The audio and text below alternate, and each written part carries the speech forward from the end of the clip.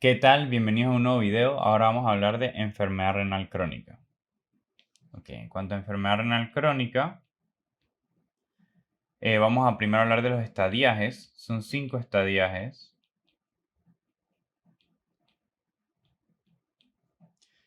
Todos dependen de la tasa de filtración glomerular. El primero es un paciente que ya tiene daño renal, pero no hay modificaciones en su tasa de filtración glomerular, es decir, está normal. El primero tendría una tasa de filtración glomerular arriba de 90. El segundo está levemente disminuida, va a estar entre 90 y 60. El tercero va a estar moderadamente disminuida, va a estar entre 60 y 30. O se puede dividir en 3A, que es de 45 a 60, y 3B de 30 a 45. Luego el 4 va a estar disminuido de 30 a 15. Y el 5 ya va a estar excesivamente disminuido, donde es menor a 15. Los pacientes van a empezar a demostrar síntomas cuando ya, solo funcionan 20 a 30% de sus nefronas y va a empezar las complicaciones ahí. Entonces, más o menos sería por este estadio quizás desde el 3B, que hablaba de menor de 45, que ya se empiezan a complicar más.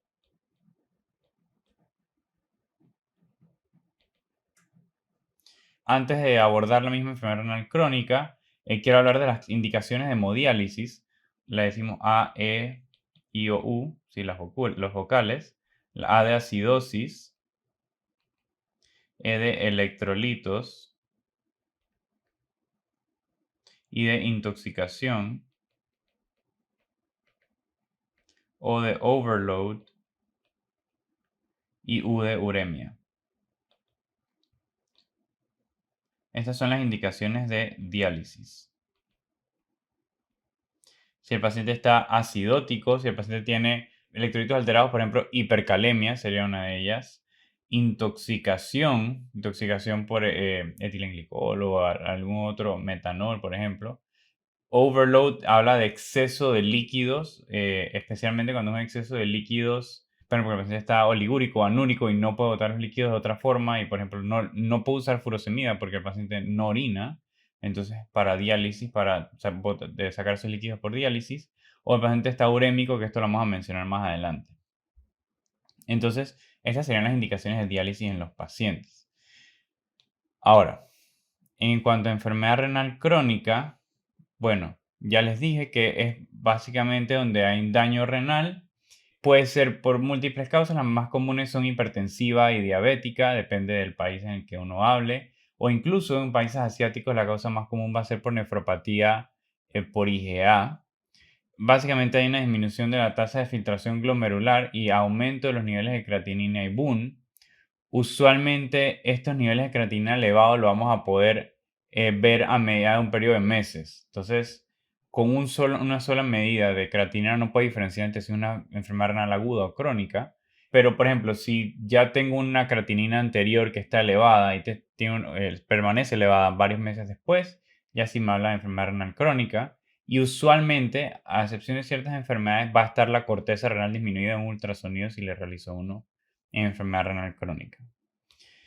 No va a ser muy complicado diagnosticarlo, porque para el examen usualmente o te dicen que es enfermedad renal crónica o te lo sugieren porque vamos a decir paciente diabético mal controlado por muchos años y tiene la creatinina elevada, es decir, no te van a hablar de algo agudo.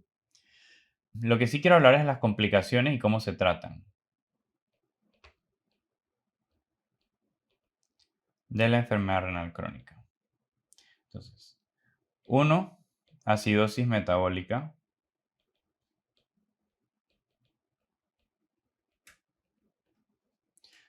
Los pacientes no excretan ácidos y no filtran los ácidos de la sangre y por tanto van a acumular los ácidos. Y entonces vas a tener acidosis metabólica, va a tener el anion gap aumentado y el tratamiento es con diálisis.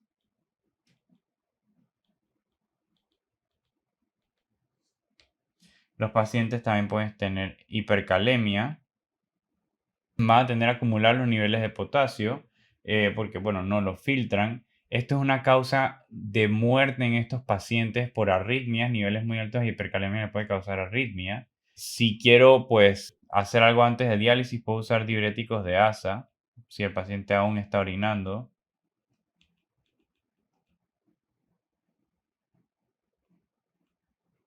O también puede usar cayexalate, que sería un agente que se une a potasio en el tracto gastrointestinal y uno lo bota por las heces. Pero realmente esto es algo, funciona más lento, pues, el cayexalate. Los pacientes también pueden tener hipermagnesemia.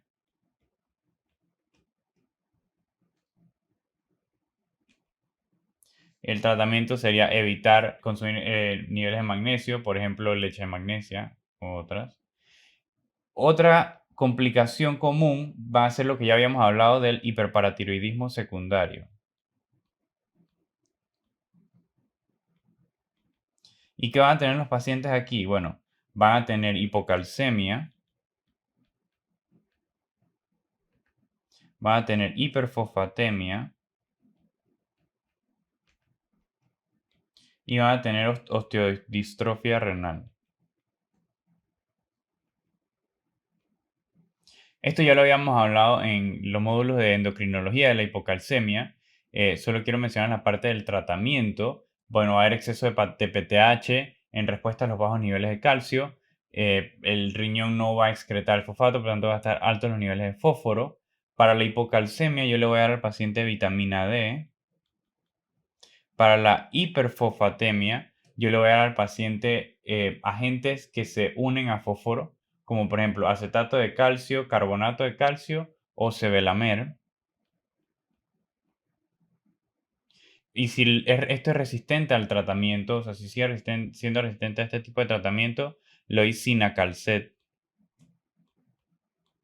Cinacalcet lo que va a hacer es que va a frenar esa actividad de la paratiroides. Y la osteodistrofia renal, bueno, si yo trato los niveles de calcio y de fósforo y por tanto se regulan los niveles de paratiroides, ya la osteodistrofia va a parar. Pero bueno, estos pacientes pueden tener mayor cantidad de fracturas si esto sigue descontrolado. Si el hiperparatiroidismo persiste a pesar de todo, yo puedo quirúrgicamente remover las glándulas paratiroideas también como tratamiento. Otra complicación que van a tener estos pacientes va a ser anemia. Esta anemia se debe a falta de eritropoyetina. Yo le voy a dar al final hierro porque, bueno, pues las excesivas tomas de sangre, muestras, pérdidas de sangre por otras causas, al final los pacientes tarde o temprano terminan con deficiencia de hierro. Pero el verdadero tratamiento para la anemia en enfermedad renal crónica es darle eritropoyetina.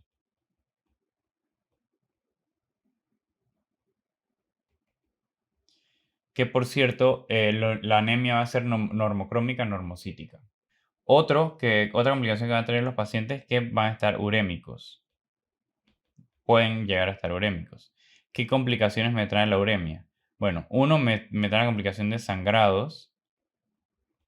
Lo que pasa es que la uremia me causa disfunción plaquetaria, entonces las plaquetas no funcionan adecuadamente y por tanto tengo sangrados. Esto es por disfunción plaquetaria, DX plaquetaria, después no me cabe. Y yo lo trataría con desmopresina.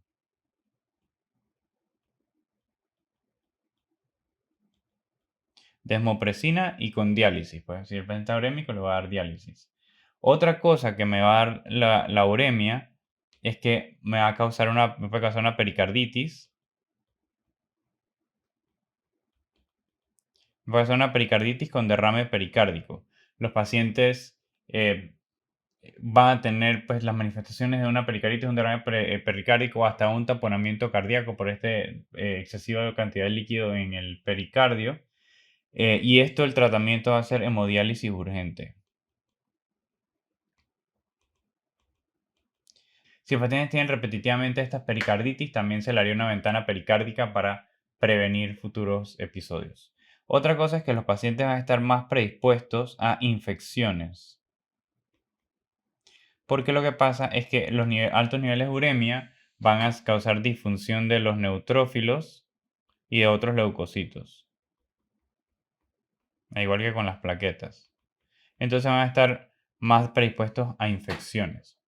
Eso sería con las complicaciones de urémico. Y la última complicación es que los pacientes van a estar hipertensos y van a tener aterosclerosis acelerada.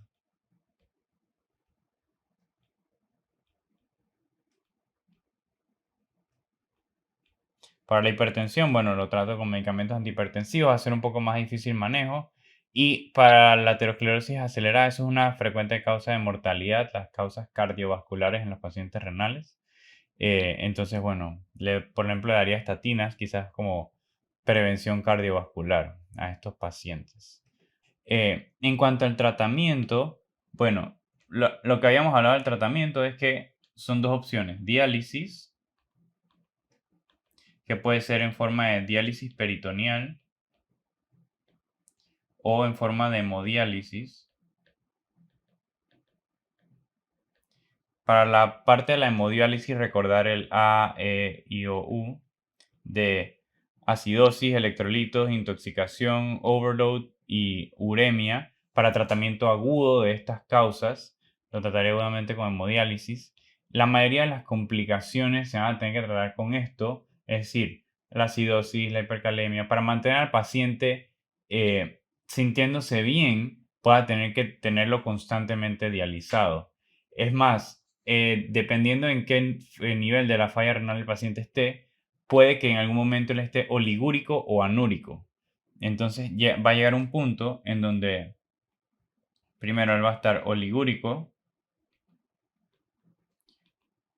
y anúrico, y luego anúrico, y la única forma de excretar el líquido va a ser por diálisis. Entonces llega un punto donde la diálisis es totalmente requerida. La idea es prevenir esa instancia lo más posible. En estas siglas, la uremia se puede manifestar como estado mental alterado y sería una indicación de hemodiálisis aguda, y el overload se puede manifestar como un edema pulmonar refractario a diuréticos, que también sería indicación de diálisis. La otra terapia debe ser trasplante.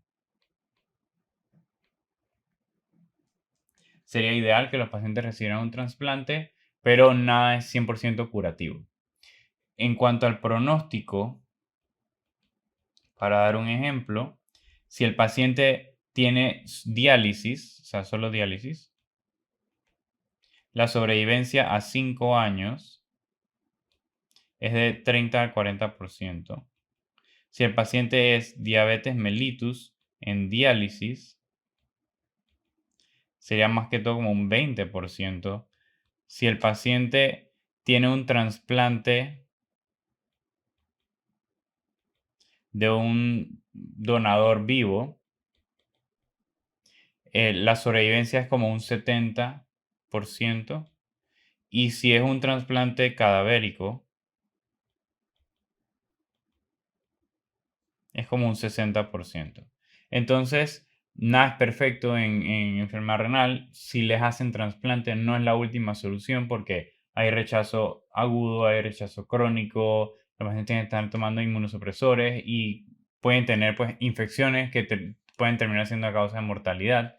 Entonces, por tanto, nada es seguro, pero definitivamente es mejor trasplante de un recipiente vivo a diálisis. Entonces sería lo ideal en cuanto al tratamiento de estos pacientes. Así que eso sería todo con enfermedad renal crónica.